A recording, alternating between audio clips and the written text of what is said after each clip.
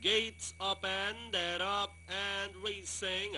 My Promise draws for your lead. Turn Me Loose is right behind in second. Queen Mamba. Then on the outside, Muracel, Katipunera, and Kissable Toys. About to pass the last 800.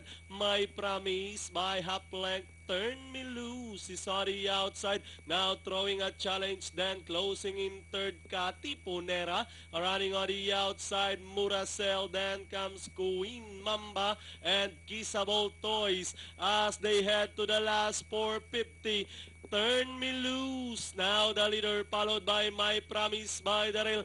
Katipunera racing on the outside. Muracel in fourth by the rail. Moving up Kissable Toys with 150 to go. Turn Me Loose by about 3 lengths. Running on the outside, Katipunera, and by the rail is My Promise with 75 meters.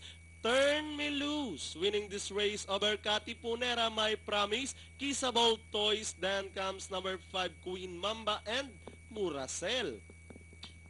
Okay,